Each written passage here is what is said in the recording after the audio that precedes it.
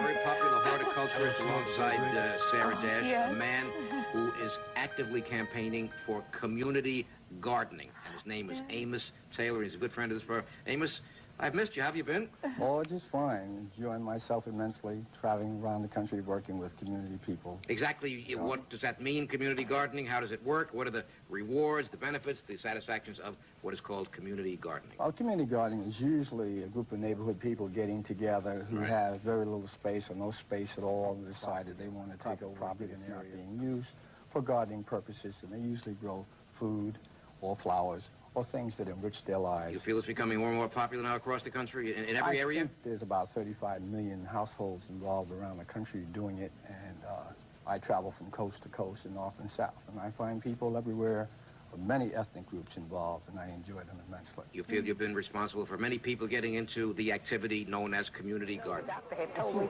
that I was staying in an apartment too much, and so when they organized this garden club, I said, that is the very thing that I need to be into, and I come out here twice a week, and In America, would you say? I would say so, yes. How about a feeling from Helen? Helen is here to talk about a marvelous book, but what's your feeling, Helen? Well, I'm just interested in what Amos said about orchids. I think now that we live in New York, I think an orchid, you're talking about orchids in the jungle, I think probably it could grow very well in New York, the concrete jungle.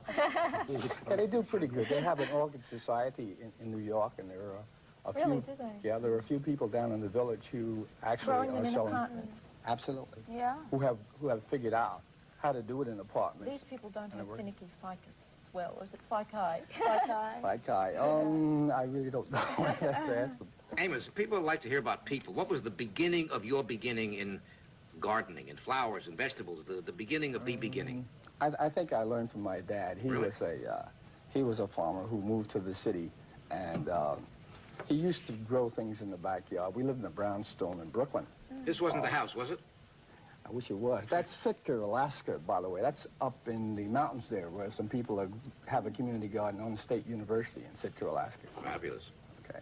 I don't know, let's take a... that's California. That's some of the Hmong people in California who are actually growing some food there. Kansas. That's a fairly large community garden.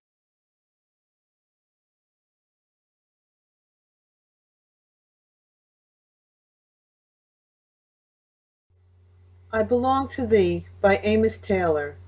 When I was a child, my parents gave me things to do and learn. When I was a boy, they taught me what to do with what I learned. As I grew up, I repeated these things and practiced what I knew.